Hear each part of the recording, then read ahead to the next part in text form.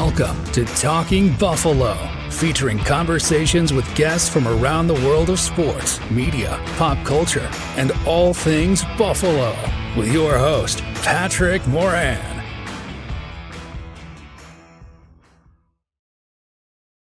All right, what is going on, everybody? Welcome to another episode of Talking Buffalo, your weekday daily driver for Buffalo sports talk and more.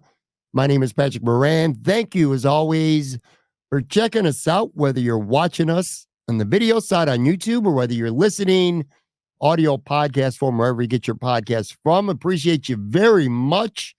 I'm going to bring on Anthony Marino here in just a quick second. Real quick, though, right away off the top, before I forget, I want to shout out the Buffalo Bandits. Taped late last Sunday night. The game still wasn't over, though, but the Buffalo Bandits came back at home on Sunday night from a deficit against Toronto and are going to yet another NNL championship. So, I mean, here in a city that kind of lacks champions, this team perennially gets to the championship round all the time. So that's just great to see. So I want to make sure that I give some love out here right at the top to the Buffalo Bandits. And on that note, I am joined, as always, around this time this week, my buddy Anthony Marino. Man, what's going on, man? How you doing? It's good to be back, man. You know, it's that time of the season where it's like, all right, things quiet down a little bit. You're waiting for the schedule to come out, but it's just really the countdown to training camp. So this helps scratch the itch of, you know, getting closer to that. Plenty of scratches left before camp gets here. Yeah, it is that time of year. You know, you go through, so you got the season, and then the season winds down, and then you start to focus on what players on the team internally are coming and going, you know, who's going to stay, who's going to move on. And then you get to free agency, and there's plenty of stuff to talk about leading into that. Then after a while with free agency, you get to, becomes draft season, mock draft season. I love it. One of my favorite times of the year. Then the draft comes and it goes, and you know, you get a couple signings, one of which we're going to talk about. And the spoiler alert, you already know I'm not happy about it. We'll be talking about that. But yeah, it's not really a lot going on right now this time of year. So we're going to have to get a little bit creative and kind of come up with more specific topics. I kind of want to focus today, and I want to be careful. We talked real briefly before we started rolling the camera here. I don't want this to come off as it being a negative type episode or me specifically being negative towards the Bills offense, so to speak, because it's kind of like, I feel like the Bills have like an offensive, I don't know if I want to call it identity crisis, but this certainly seems to be an offense that is changing from what we saw maybe a couple of years ago when Stephon Diggs got here and you had Cole Beasley and John Brown just chucking it all over the field. Just seems to be a different type of offense. I want to let people know, too, by the way, at the end of this episode, we're going to do our Finish the Sentence segment. We don't do that as often as I like it. That's always been one of my favorite things, giving fans a chance to know a little bit more about Anthony and myself beyond just, the sports talk that we have on here each week. I don't know, man. Where do you want to kind of dive in? Let me start here. Pre-draft, Anthony, all the talk seemed to be about Josh Allen having like his most success with guys that are smaller or that separate quickly. You know, they get open fast. Guys, like I said, Diggs and Beasley and Brown. And we kind of pointed out that, you know, the offense struggled a little bit when, you know, Josh Allen would even throw the ball to Gabe Davis, not counting the Chiefs game, or, you know, early in his career, Kelvin Benjamin, just some of the bigger, slower guys that don't separate as well. I remember Brandon Beane even talked about this going into the draft, but kind of what we're seeing lately is dictating otherwise, like personnel. I guess let's start here. Let's kind of just talk about how you feel this offseason has went between free agency and the draft, everything in terms of the offense. Not better, not worse. I'm not saying that, but it certainly looks different, right? Oh, yeah, it looks different. It feels different. I mean, listen, Stephon Diggs, you know, aside from Josh Allen, has been the focal point of the offense for the last 4 seasons. And for the most part, that has been great. And I say for the most part, really up until the final stretch of the 2023 season where, before he was even traded and during the season, like something seemed off, whatever it was. And that's no speculation. I don't know anything, whatever. Right. But yeah, it's a bit different. But when it's also a bit different, it's like, I think we talk about guys that can separate. Like Curtis Samuel is, statistically speaking, right, and all the advanced metrics and things that I'm not smart enough to understand, but people that are smart enough to understand talk about. He is one of the best in football at getting that separation, right? Yeah. So I don't want to say just one guy checks that box, but it's also a piece like, free agency felt like it was so long ago, and everything that has taken place since the start of free agency, which wasn't even 2 months ago, that yeah, it feels different. It's an offense that, at least when it comes to receivers, is adding more size as opposed to, remember before they used to call their receiving core the Smurfs, and what that would be and what that would look like. But that hasn't been the case right now. But with that too, and I think as we go back and forth, I'm not looking at a signing of what is it, Quintez Cephas or Chase Claypool or pieces where it's just like, oh, these are guys that are meant to be focal parts of this offense. So, you still have guys on the opposite side of that spectrum that I would say, like a KJ Hamler and Andy Isabella. And before you start like yelling at your screen or your podcast or whatever, I'm not saying that those guys are going to be the difference maker either, but you have a balance on this roster of the shifty, small, fast guys and some of the bigger targets that maybe the Bills haven't had in the past. I mean, training camp will be interesting from that standpoint, but it is a balance now when you look at that group as a whole. Before we talk about the offense as a whole, and I'm going to admit that there is a good chance that I start talking about Chase Claypool right now, and maybe 2 weeks into camp, he's not even a Buffalo Bill anymore. I get that. I know that they're not signing him with Brandon Beane, counting on him to be an integral part of the offense. I get that. So I want to make that real clear when I say that. But I'm not going to lie to you, man. I absolutely hated and still do hate the signing of Chase Claypool. First and foremost, above all else, and maybe I'm wrong, and you tell me, was, by the way, I got to say this. So last Friday, this happened. Chase Claypool signs with the Buffalo Bills. Immediately, I kind of lose my shit on Twitter because, first of all, man, I'm spending so much time studying these receivers for the draft, right? And then it goes nothing like we expected, like the type of receiver we thought the Bills would target, they didn't. Then I'm going through a list. All right, well, June 1st, the Bills, who might they sign? I think we might have even talked about this last week on the show. Types of receivers. And I probably went through at least 8 to 10 guys. I'm like, well, this guy can do this, and that. Chase Claypool was not on that list. So anyway, long story short, I was pissed off. It ruined my Friday. I want to pull up a tweet because I knew that you were going to chime in. So last Friday, I'll put this up on the video side. I tweeted this out. It was kind of like in the late morning. I said, Miami signs Odell Beckham Jr. and the Bills sign Chase Claypool. This Friday sucks. When does happy hour start? And then Anthony gets on Twitter and says, I just logged on to make sure you weren't overreacting. Glad to see you're taking things in stride. No, Anthony, I'm not taking things in stride when it comes to Chase Claypool. I'll let you know that right now. I will talk about him as a player if you want, or his character in a second. But this is what I hate most about these type of signings. I hate the term, and maybe I'm wrong for this. You tell me if I am. Taking a flyer on somebody or, no risk.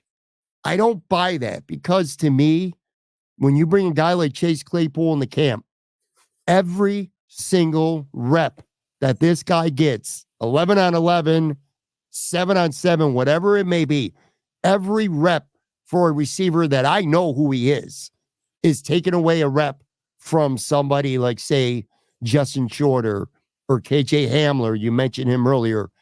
I don't really want to say Andy Isabella as much, but there's guys on this team that I want to see more of And every time Chase Claypool's out there taking a rep, that's a rep that someone else is not getting. So I've always had an issue with, the no risk or just taking a flyer on somebody. Where's the harm?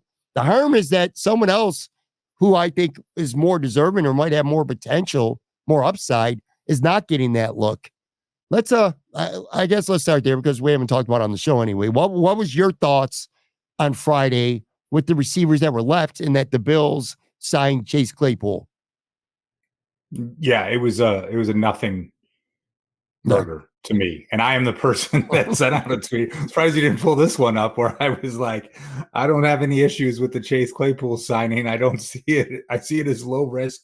And why not just take a flyer on it? So I'm surprised that one didn't pop up on the screen too. But you talk about it, and I get everything. I get everything that you're saying. I really do. I don't. But the thing that is different with this one, and you're a Notre Dame fan, you would have followed him closely. No one is Big coming time out and saying anything glowingly about him right now, and that part is fine. What I talk about it though, in the risk and being worth a flyer, I mean, it was those first 2 seasons in Pittsburgh that Bills fans would have been like, God, I wish I had this guy on our team, right? Like over 900 yards as a rookie, over 800 yards his sophomore season, not playing with peak Ben Roethlisberger. So you can look at it and just say for what he was during those first 2 years, not the next 2 years, those first 2 years of just like, okay, there's certainly a level of talent there. Now the talent has to match up with the mindset, the work ethic, all of those things. But it's, when I say you're taking a flyer on someone, it's not a 36-year-old T.Y. Hilton and hoping that he still has something left in the tank. It's not saying like, hey, I'm going to add who is the wide receiver? I don't know. He's from like or Devontae Freeman and putting him on our practice squad at, on the wrong side of 30. The guy's 24 years old. So to that extent, it's just like, okay, I know how I was at 24 years old. Maybe you remember how you were. Like, I didn't have everything figured out. I made some mistakes. Like, is it a second chance or a third chance or whatever it is? Like, and trust me, there's nothing I read about him to say like, oh, hey, I think this guy's a cultural fit or any of that.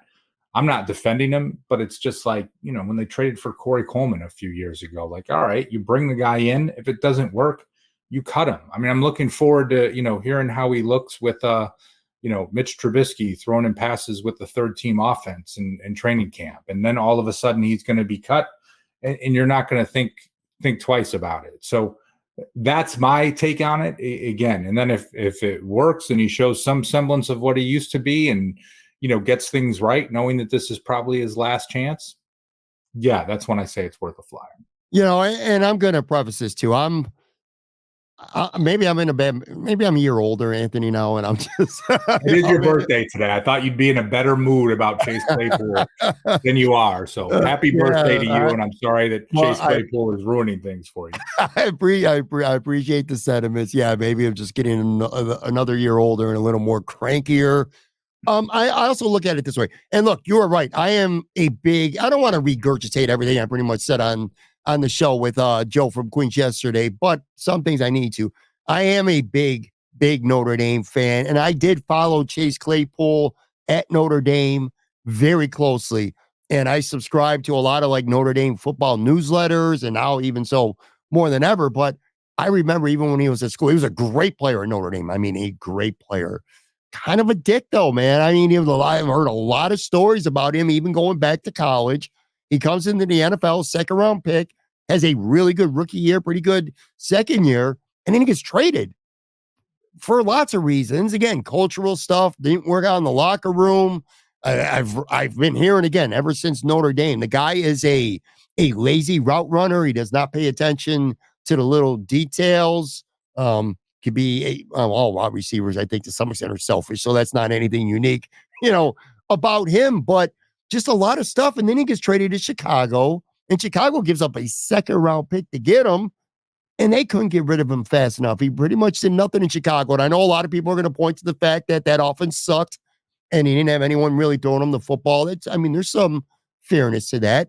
Then he gets picked up by Miami, and Tyreek Hill's leg is going to fall off last year, and Jalen Waddle literally didn't even play, and the guy still didn't step up and do anything. And I know some people will talk about, well, he went to Miami midseason, McDaniel, complicated offense, yada, yada, yada. Well, they could have brought him back cheap, and they didn't. So he's yet on another football team. And the other thing that bothers me, I said take a flyer. I have a problem with that. I have a bigger problem with the fact that I looked at that list, who's out there. I did want Odell Beckham Jr. I thought, even if he's not the same player he once was, but people will respect him. He will, just like with Stephon Diggs, even if Stephon wasn't putting up great numbers, you got to respect, you got to count for him out there. I think he opened stuff up for other people. I thought MVS would have been a better fit. Hell, I would have thought anyone would have been a better fit. Mecole Hardman, there's a lot of guys out there. So I think maybe my reaction in real time, especially, maybe a little bit now, but more in real time, my reaction was just disappointment that the Bills didn't sign someone else, because now you sign Chase Claypool, you're probably not going to go sign an MVS, which maybe you would have before. And it kind of brings me back to the Stephon Diggs thing. It's like they trade him and then just really, I expected more. And if the more is drafting a rookie, which we all knew was coming, and signing Chase Claypool from the wide receiver room, I kind of feel like, what are we doing here? I can't help Bruce it. Nolan has a great statement that he uses often, and he says, expectations minus reality equals disappointment. True. And to this point, I don't, I think it just comes to, and not just for you, like what the expectations were for a lot of fans of what the Bills were going to do at wide receiver, and all the talk of trading up in the draft or different, options that they would do. And listen, I bought into a lot of it. I mean, we talked about it on this show. I guess the thing is, for me, it's just like, hey, it didn't happen, but you got Keon Coleman. I like this guy. If you trot out, your three wide receivers is Coleman, Khalil Shakir, and Curtis Samuel. Like, I'm not going to sit here and say they're the greatest show on turf, but I'm also not going to sit here and be like the season is over and, oh my gosh, Odell Beckham Jr. would have made all the difference. I mean, I said it with you last week. Like, I felt like the difference for Bills fans of being happy or not would have been like if they took a wide receiver in the 4th or 5th round. Just like, oh, they got whoever, and it's like, that's fine. Like, yeah, I would have, listen, I was tweeting like, hey, go get Troy Franklin, like trade up and go get him, do these types of things. But again, if my expectations for the team hinges on a 4th or 5th round pick, or Chase Claypool signing on a 1-year vet minimum contract after May 1st, like, maybe my expectations just, I gotta bring them back to, I don't want to say to reality, but just like, there's not something else big coming there. And if it does, it will be a huge surprise, but it's not coming as a free agent. Yeah, I know. Maybe it's my expectations. And again, I think I'm in a pretty shitty mood. Maybe that's all when it comes to this football team right now. But we kept talking about June 1st because the Bills get money on June 1st. And we know they got to sign their rookie class. But we were assuming that if they're going to take a moderate swing, like say a Leonard Floyd type swing, we're like, well, that's coming June 1st. But now they signed Chase Claypool. They got 1 billion receivers. I mean, they got a lot of quantity. We'll see how much quality they have. And then they also signed, by the way, where I know we're talking about offense today primarily, but Dwayne Smoot. And I don't have a problem with that, by the way. I mean, he's a pretty good player. He feels like if he could get 100% healthy, because he had the injury, I think the Achilles or whatever, he's a Shaq Lawson type, maybe even upgrade over what Shaq Lawson was. So I got no issue with that. But like, what are they doing with that money now on June 1st? They're going to sign their rookies and roll it over to next year, even more money and more cap stuff for next year. It just kind of goes to what my issue has been with this team this whole off season to an extent is you got a quarterback going in his 7th year. He's in his prime, and he might be in his prime for quite a while, but I'm just not down with not being fully committed to trying to win a championship in any year when you got a quarterback as good as Josh Allen. And I'm not saying the Bills are they're not trying to win right now, but you trade Diggs for an asset next year. You trade during this draft for an asset next year. You're signing low guys like, Chase Claypool would pretty much, to me anyway, no real upside as far as I'm concerned. And there's guys out there, I just feel like, they're not making a trade or not just, I don't know. Maybe I'm just being What whiny were today. you, like, I don't know what it is. who are you expecting them to trade for that's like been moved that would have been like what when you say they're not all in, like what are they not doing that I someone don't else think has they're good done? enough. I don't think they're good enough at wide receiver. I just flat out do not think they're good enough at wide receiver. I know it's an unpopular opinion. People don't want to hear that in May. What are we in? Are we in May? We're in May. People don't want to hear that. I don't think the Bills wide receiver room is really good. You know, I did an exercise on yesterday's show with Joe, and I spent a lot of time last week going through, because a lot of times we complain about stuff like the Bills offense isn't good. Well, the metrics say they're good compared to the rest of the league. Last year, I'm talking about when we used to say that for a while, there was a stretch where the Bills offense looked like shitty, but when you look at the metrics and the numbers, you're like, actually, the Bills offense has been pretty damn good all season compared to its peers. So I went around the league and I took wide receivers 1 through 4 for every single team in the league and kind of made my own chart and kind of slotted in where the Bills were. And I don't want to go through the chart again, but what I will tell you is I had the Bills like with the 25th best receiver room in the league right now, and I tiered them into 6 different groups, and I got them in that 5th tier. I just don't think this room is really good. I think Curtis Samuel's decent. I mean, he's not a bad receiver. Khalil Shakir is definitely emerging. I don't know if he's a future star, though, but I could be wrong because I do like him. Keon Coleman's going to take some time. He's a rookie. And I'm going to be honest with you, though, with Keon Coleman. I know, again, I'm being cranky today, I guess, but I'm going to kind of stick with my guns. Before the draft, I didn't think much of Keon Coleman, and neither did 99% of people who create any content for the Bills. I would have rather than taken Brian Thomas Jr. and moved up or even Leggett. I don't know. I just don't think this wide receiver room is really good. And it kind of annoys me now that they traded Stephon Diggs, which is a complete 180 of how I felt when they traded him at the time. All right. Couple thoughts related to that. You're like my therapist today. The team, there's more than wide receivers that play the game of football.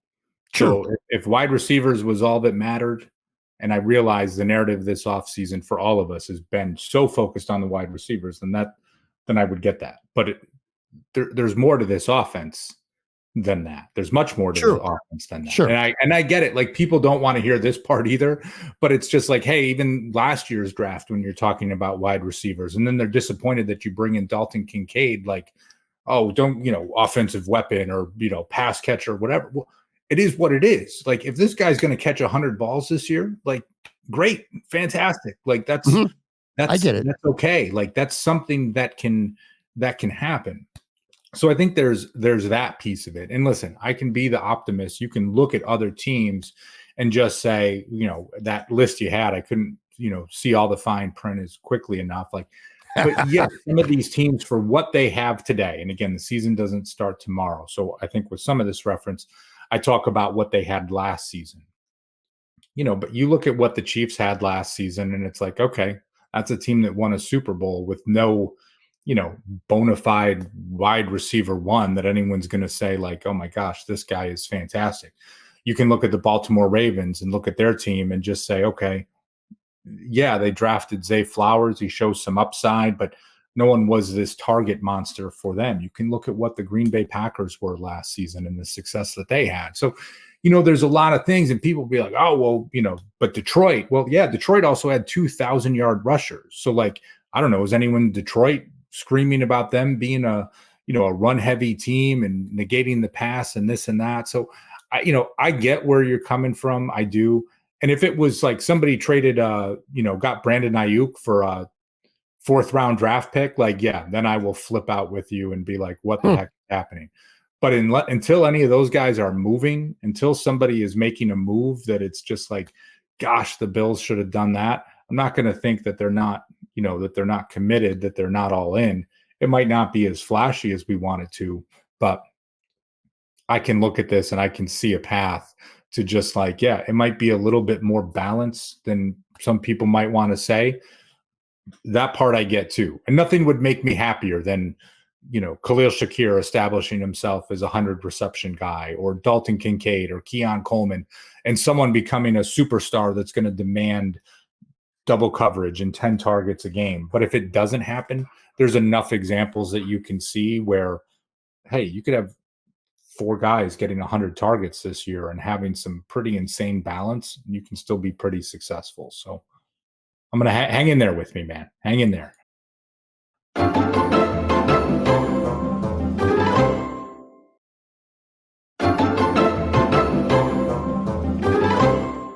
So kind of at the beginning of the show, I said I'm going to try to make this sound like I'm not being too negative. And pretty much that's all I've done when it comes to this Bills offense is be negative. And I do know that they are still going to be a good, potentially still great offense at the end of the day because of the balance and all that other stuff. But that said, I still got 2 things that I am going to still be negative about. I'm going to warn you ahead of time. One of them is this, and I feel like such a damn hypocrite. But I think my biggest problem right now, when I keep complaining about the wide receiver room specifically instead of the offense as a whole, is I feel, and I think I'm going to use this term maybe last week even, but I feel a little bit duped about the Stephon Diggs trade. I keep going back to that. Because again, without having knowledge of, we're not inside those 4 walls that one Bills drive. But man, I go back to April 3rd and Stephon Diggs gets traded. Should have been a telltale sign right away when the asset was for next year and not this year. And I think in my mind right now, okay, they still, even if they didn't trade or if they kept Stephon Diggs, they still probably draft Keon Coleman. I mean, they were going to take a receiver no matter what. And I don't know. I look at that wide receiver room and I can't stop thinking about this, even if I should.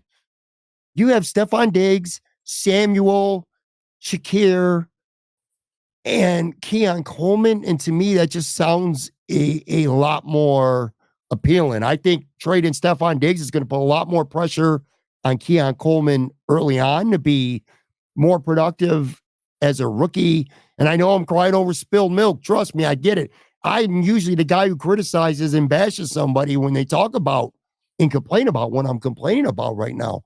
It's just like, man, I really wish the Bills could have found a way to work with Stephon for one more year and said, listen, man, get through this year. Let's figure this out. Let's try to win a Super Bowl, and then we'll get rid of you after the season. I can't keep going back to that. And I supported the trade because I genuinely thought when they traded Stephon Diggs, 1 or 2 things are happening. Either A, Brandon Beane's got a bigger plan, like he's going to make a trade, maybe Brandon Ayuk.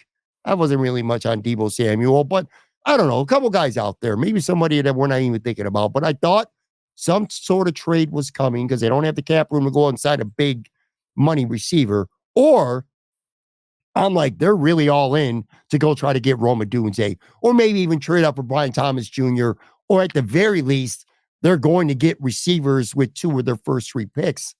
And none of that happened. He traded out twice and got Keon Coleman, who obviously they like, and I'm going to give him every opportunity. I don't know. I keep going back to Stephon Anthony. It just, we'll find a way to get, he's too good of a player just to get nothing for this year. They didn't get anything for him this year. It's all about next year. And that's, I think, what's got me bothered the most. Well, I mean, listen, you gotta build. You've got to build for the future as well. And I know that doesn't sit well with you right now when you're just talking about this season. But we've said before, like, this year might be a bit of a step back. I mean, and that could be a wild card year. Like, it can happen. It doesn't mean that everything has to be exactly what you want it to be when you talk about the long term. I mean, this isn't Josh Allen's last stand.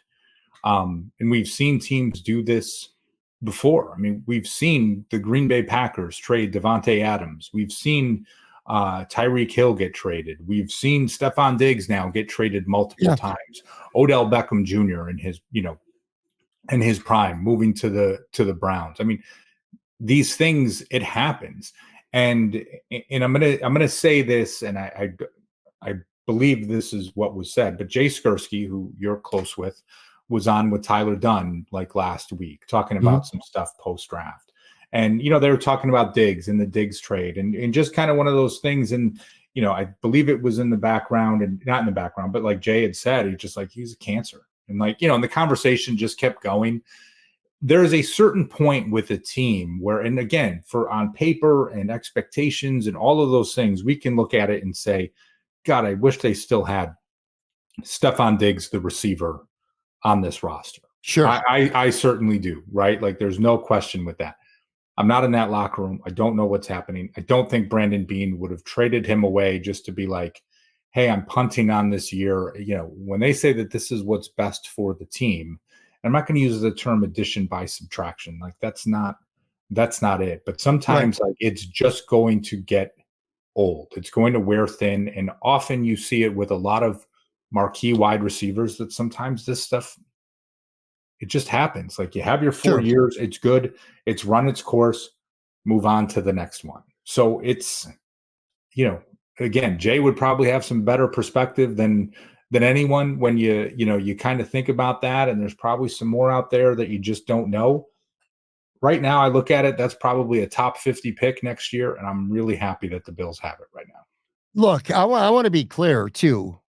I'm upset about them trading Diggs and not getting more after trading him. But I will say this. I can't criticize the trade because it got to a point where it was going to become an issue if he stayed in Buffalo. And I'm really confident in saying that. So I get that. I'm just saying, I just wish there was a way that they could have came to a better understanding and worked together for another year. That's all I'm saying, because him on the football field, even in his decline, and assuming that that's coming, the offense is just a lot different. And this is my last kind of complaint. I think maybe it's because of the quarterback that the Bills have. You got Josh Allen, man. You know, one of the ultimate gunslingers, not just today, but of all time. I mean, this is the kind of guy who should be flirting with 5,000 yards every single year just because he's that great at chucking the football around. And it just feels like the head coach that they got, you know what he wants to be. You know what he wants. He wants to run the football. He wants to win time of possession every Sunday. He wants to keep his defense off the field as much as possible. And he has talked. I mean, he's literally talked. And this is the one thing I don't like about, well, there's more than one thing, but one thing about Sean that I don't like is he is just always talking about Josh Allen with turnovers. And when you got a quarterback like Josh Allen who's going to make some plays that no one else except maybe Pat Mahomes can make, you got to be willing to live with a couple brain dead turnovers, because it's just what comes with the territory. I just feel like, and maybe I'm wrong, and maybe I'm being, a little bit, maybe I'm exaggerating the point a little bit, but it's like trying to reel in Josh too much. I almost feel like, is this a Josh Allen offense, or is this supposed to be like an Alex Smith or Trent Dilfer type offense in Sean McDermott's mind? I guess maybe that's where I got a problem with that and the Diggs trade and getting these big physical, good run blocking type receivers. I'm just a little concerned that they're reeling Josh in a little bit too much. Is there anything that like when you look at, especially him under Joe Brady, that you look at and say, Josh Allen was reeled in last season? Maybe not so much last season, other than the fact that they ran the ball, which they ran the ball better more. But you know what? You know which game they had aside from the Dallas game, one of the ones, and I was thinking back to it because it was just like, okay, what was the Bills' best offensive performance last year? And that was probably the week 4 game against the Dolphins, right? Sure. They dismantled the Dolphins. They threw 25 times in that game. 25 passes. Doesn't feel like it, but yeah, you're right. You know what I mean? Right. And it's one of those, and it's like, and I get, and I trust me, I get when people get say, oh, this is what McDermott wants, but it's like, yeah, McDermott wants to get up. He wants to be able to run the ball effectively, to like work some clock, to keep the defense off the field. But like, he wants to be able to run the ball because they're up and they're sealing things away. Like, I don't look at it from a, he wants to just ground and pound the entirety of this. Like, I don't think that's what he is. And it's like, and Pat, I will be honest, I want Josh Allen to have less turnovers. That week 1 game against the Jets last year, that was ridiculous. Like, you can look at some of these examples and just be like, what the hell is he doing?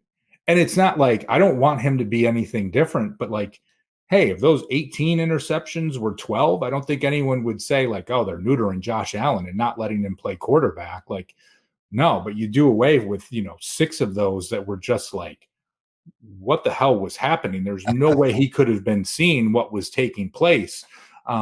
That's what I'm talking about, right? Not like having him throw, 4-yard slants all game and just turn around and hand the ball to James Cook. So it's it's like I get it, but like I'm just concerned. I got concerns about this offense this year. I do. I don't know. And I also want to do a deep dive at some point into like Joe Brady and this offense under him last year. Was it as good as we think it was? Was it that much notably better than when it was under Ken Dorsey? And how much of that was playing a couple of shitty opponents down the stretch, or how good was the defense at times down the stretch? I don't know. I got reasons for concern right now. But I will say this, and you brought this up, and you're 100% right. Wide receiver's not the end-all, be-all when it comes to the offense and even the passing game. Say what you want about Sean, and I'm sitting here in one breath accusing him of wanting to run the ball 50,000 times a game and not throw the ball. He does have a major say in the Bills draft, obviously. And now you go 2 straight years, and they've taken 2 pass catchers, in the first round, or a pass catcher in the first round each of the last 2 years. Dalton Kincaid does look like a star. Dawson Knox is not a scrub. He had a bad year last year, but he can still do some things. And, James, let me ask you a question, though. Is there an offense that you look at and say, oh, my gosh, this is the one that Frisco. Okay. Frisco. I love it. But, they're led by a running back and a tight end, too. So, I mean, they just got... they got a running back. They got a tight end. They've got a 7th round. I mean, like, is it all Shanahan? I mean, and I think it's even like, a team like Frisco. I mean, Brandon Ayuk had like 100 targets last year. Deebo Samuel under 100 targets last year. Like it's not this. I don't know. I just think it's interesting when we talk about those things, because it's just like, I think sometimes I do this all the time, what I look at from afar, but then it's like I look closer and it's just like, oh man, like they're, like Frisco was the example of like they're pretty modest with how they spread the ball around. Like it's not just, oh, this receiver dominating the targets or touches or this piece either, but it's just like Frisco's kind of like one of one, right? I mean, I don't look at anyone else and think like, oh, here's San Francisco light or anything along those lines. Like I'm trying to see through every angle, like what there is that I would like. And other than, Puka Nacua being a 5th round darling that comes out of nowhere and like being, this year's example of like, you can get wide receivers in the 5th round type of thing. He's this year's Isaiah Pacheco, it was like, you can get running backs in the 7th round and you hold on to this one guy that was a 7th round pick that, that ended up being pretty good. It's just, I don't know, man. It's just, I don't think it's as bad as you feel. Agree. Agreed. I think Chase Claypool broke you. I think Chase Claypool was like the straw that broke the camel's back. Because I think all the way up until I saw that photo of Chase Claypool smiling and signing a contract, I really thought that the Bills were going to pull off some sort of coup, man. I really thought like it might be Brandon Ayuk or maybe Odell Beckham Jr. So, by the way, he goes to Miami. I'm not going to criticize Bills fans because there's 31 other fan bases that would do the same shit. But you all of a sudden start talking up Chase Claypool, and now all of a sudden Odell Beckham Jr. is a scrub because he went to Miami. Whereas if he went to Buffalo, it would be the complete opposite. I'd say this. It comes down to being fearful, I guess, from a Bills fan perspective of 2 things. Number one, you lose Stephon Diggs, and you're only replacing him with a bigger-bodied rookie. At the end of the day, that's all you did. And I think Stephon Diggs, even if he wasn't putting up great numbers, he just commands a lot of attention out there, a lot of respect. And they don't have that right now. There's nobody on this offense that you're fearing.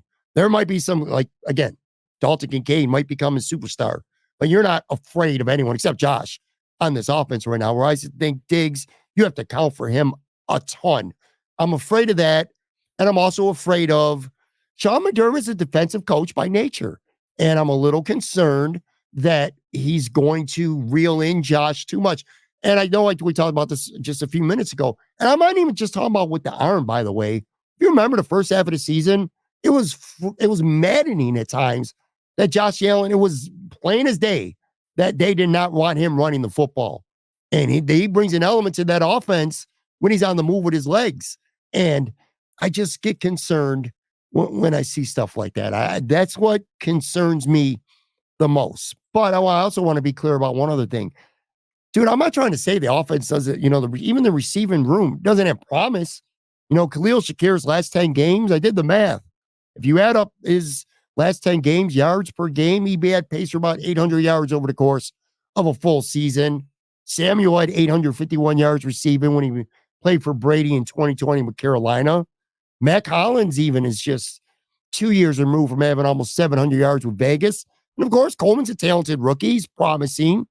And then the last guy, Justin, I am going to say the name Justin Shorter. In fact, little spoiler alert, I actually kind of want to get into a deeper conversation with him next week. I would have sat here a year ago and laughed at Terrell Bernard being any good. And Brandon Beane does have a history of hitting on these late picks. I'm not going to be dismissive to Justin Shorter potentially being somebody who might be pretty good in this league. I think Chase Claypool is the guy they brought in case Justin Shorter's not that guy, if that makes any sense. But I kind of like Justin Shorter a little bit. Listen, when you go into it, and again, expectations should be in check. And it can just be like, listen, between Justin Shorter, Chase Claypool, Quintez Cephas, Andy Isabella, and KJ Hamler, can one of you guys be a rosterable player? It's kind of it, right? Rosterable, maybe contribute in a pinch when you need to. But I mean, we're talking about your fifth or sixth wide receiver right now. And that's okay. And the other thing too, and I know we say this, and June 1st will come and we'll probably all be like, okay, what's going to happen now? But like, we're like not even to mandatory mini camp yet, right? That money does free up. We have no idea what can take place. And I'm not saying I expect a trade for Brandon Ayuk or Deebo Samuel, but you know what? Maybe you do get a trade for a Cortland Sutton, or maybe there's somebody else out there that you weren't expecting, or, just there's stuff out there. So I don't want to say wait and see, because I feel like then I'm giving you more hope, but just wait and see a little bit, because it's, we're not there yet. Well, I think you're going to see a more physical Buffalo Bills football team. There's no question about it. I mean, Mac Hollins, who's a good blocker, by the way, and Keon Coleman. And I mean, I can't stand Chase Claypool. He is big and physical, and when he's not being lazy, he actually can block. They get rid of Mitch Morse. They move a bigger guy to center, Connor McGovern. There's a clear commitment to getting bigger and stronger right now with this offense. But when you talk about that, I mean, right now, if you are starting the season today and the Bills line up their first three wide receivers, who's going to be on the field? Keon Coleman, Khalil Shakir, and Curtis Samuel. That's fine. Like, you can look at Keon Coleman and say he's a bigger wide receiver, but it's like, okay, Keon Coleman, let's say, is replacing Gabe Davis. Big receiver for big receiver. Khalil Shakir carries over. Curtis Samuel, similar in size to Stephon Diggs. I mean, he's like 6 foot, 200 pounds. I mean, if those three guys are playing 70 to 80% of the snaps, and then you got Mac Hollins playing 30% and whoever, like, those three guys are going to be like the primaries that you see on the field. And again, hey, if Mac Hollins fills the Trent Sherfield role and KJ Hamler fills the Deontay Hardy role, and then, okay, that's kind of it. Like, that's what you had last year. So it's, I don't, you talk about some of these bodies, but I think if you don't acknowledge some of the guys that were signed early on that, bring the shiftiness and the speed, it balances itself out. I think the vision right now kind of feels like, I would say, Keon Coleman is like your Gabe Davis replacement. And the hope I would think would be that Samuel and Shakir both are still ascending.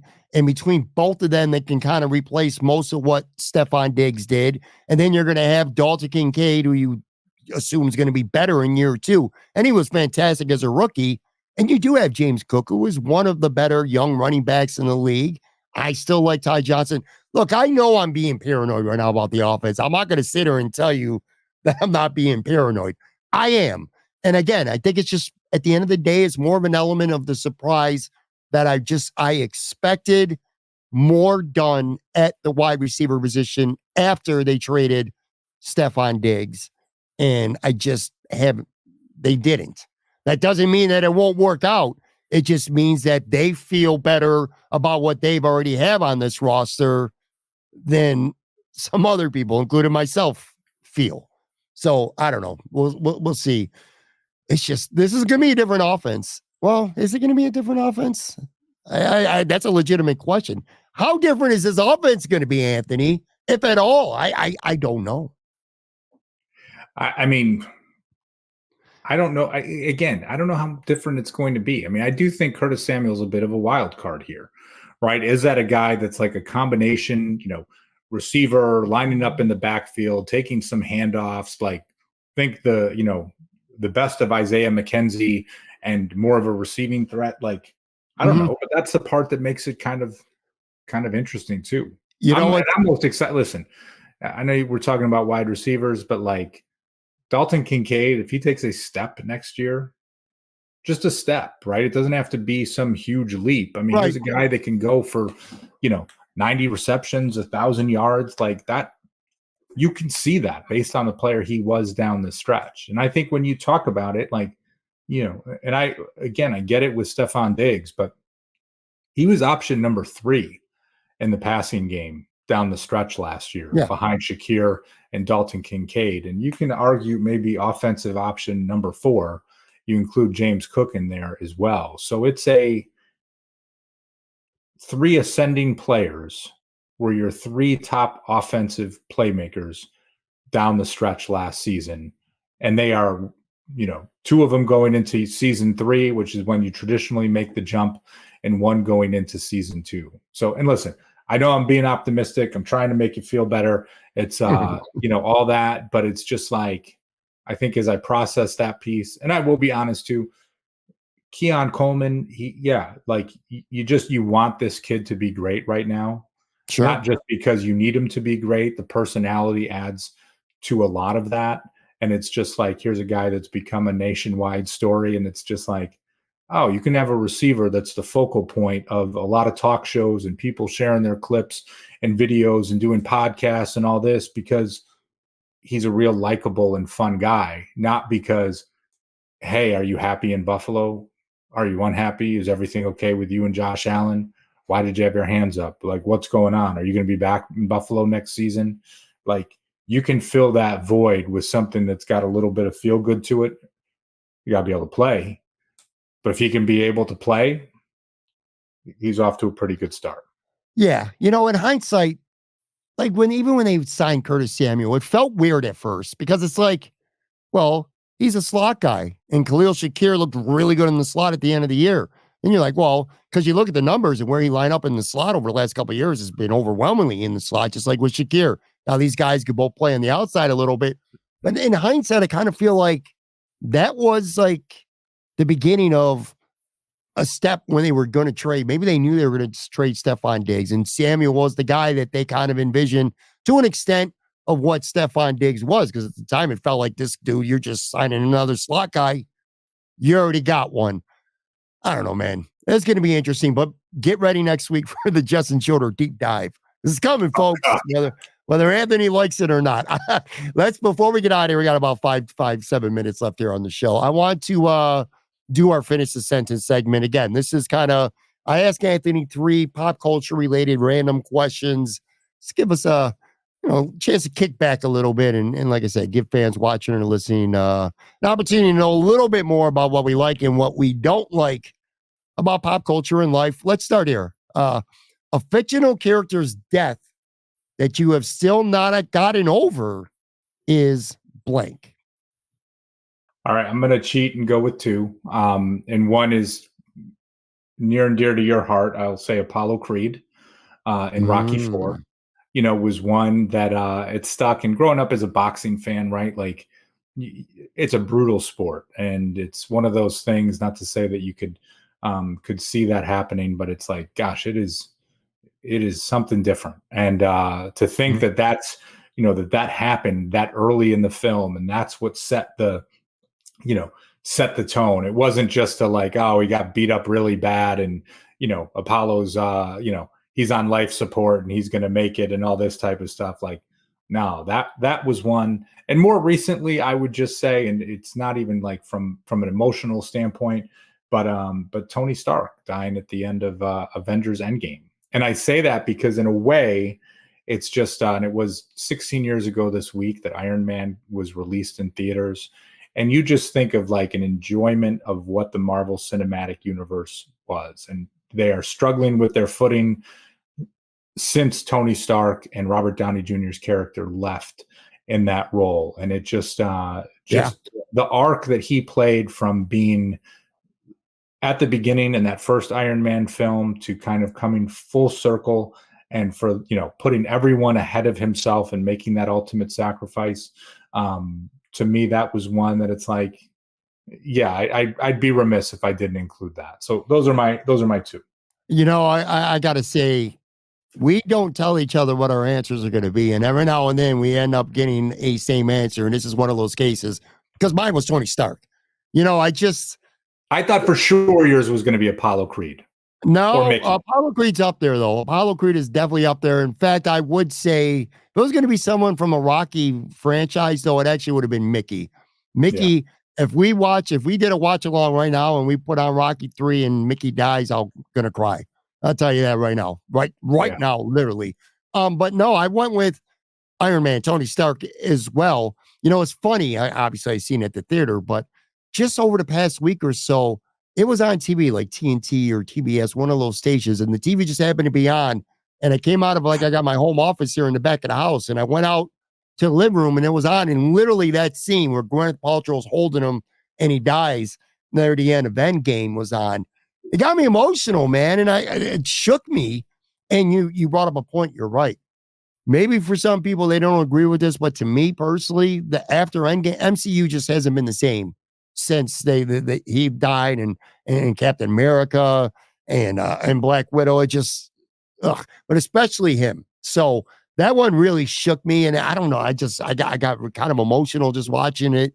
Even a week ago. Apollo Creed's a good one too, though. So, all right, we'll go on to the next one. A decade I'd volunteer to stay in forever is blank. This is such a loaded question, but I'll say the 90s, right? And I think the 90s would stand out. And I'm purely thinking from like music, pop culture, the golden age of hip hop, all of those pieces, right? Like to me, that was a time that you think back to where it just was, probably that I enjoyed the most. So that's probably a predictable answer, but that's what I'll go with. I would love to be able to say the 90s, but the 90s was my decade of being drunk all the time, man. And, I started working at a bar in the mid 90s. I just feel like it went by in a blur to me. So I can't say the 90s. I think this is a question that probably depends on what your age. I would say for most people, if they liked growing up, if they're happy growing up, they're probably going to pick a decade where they were a teenager or a young adult. For me, it's the 80s. I wanted to say the 50s. The 50s just seemed like it would be so cool. But there's a lot of shit going on. I wasn't thinking anything that I wasn't alive for, though. That would have been. Yeah, I wanted to say the 50s. I'd like to be stuck there. But no, I'm going to go with the 80s. I was a happy kid, and I think maybe, it's my birthday now. I'm 53 years old, dude. So I'm old, man. I'm older than a lot of people think. Some people think I'm maybe in my young 40s. I'm not. I'm a full decade older than that. But I was happy growing up. And I think as I've gotten older now, I get even more nostalgic. And I kind of feel like like when someone passes away, you kind of just remember the good shit. You don't really remember the bad times that you had with that person. I kind of feel like the older I get, the better the 80s seemed. Like everything was perfect in the 80s. In reality, it wasn't. But right now, as I get older, I kind of feel like it was. But the music, the movies, the pop culture, the era of the teenage theme movies, and stuff like that. I loved a lot. All right, last question here. A movie I walked out on in the theater, or at least one I wish I did, is blank. And I'll tell you what, I really struggled with this one because I could not think of something to be like, oh, here's an experience at the movies that I hated enough that I wish I had walked out. Like you talk about the stuff we watched growing up, like 80s and 90s movies and all those things that we would enjoy. Like, gosh, I was struggling. And the only time I've ever walked out of a movie theater, it was the Amazing Spider-Man, the Andrew Garfield version. And the only reason I walked out because I was with my son. He was probably like 7 years old, and like the lizard was the bad guy, like this scary lizard dude. Yeah, he got really scared, and he turned to me. He goes, "I don't want to be here." And it was just like, "Oh, come on," you know what I mean? Like, and this was before the movie was just starting, and it was like you bought the snacks, you bought the tickets, whatever, and then it's just like. So we left. So we walked out of the theater 5 minutes into the movie, and that was it. But again, there's never been one of those where it was like, oh my God, this is horrible, or I'm offended, or it's tasteless. Like I don't know. Maybe I got to raise my standards a little bit. Yeah. So for me, I got the idea to ask you this question. It was on one of the movie stations just on Sunday, and I saw Vanilla Sky at the Galleria Mall. It was with Tom Cruise, and the cast was great. Tom Cruise, Penelope Cruz, Kurt Russell, Cameron Diaz. It was a great cast, but that movie sucked. And I kept thinking in my mind, I'm like, it's going to get better. It's going to get better. 15 minutes goes by, 25 minutes. About 35, 40 minutes in, I said, F this, man. This movie sucks. I literally got up. I was going to go to the bathroom. And once I said I was going to the bathroom, we just left the theater. I never saw that movie. I wish I had now, just for the sake of the conversation. Don't. All right, we're gonna get out of here. It's gonna do it for this episode. Thanks, my guy. And by the way, I don't know if I'm joking or not about the Justin Shorter deep dive next week. I might be serious. I'll start doing some homework then. All right, guys. Thank you very much for listening, for watching. If you haven't followed or subscribed, please make sure you do that now. And I'll be back with a brand new episode tomorrow.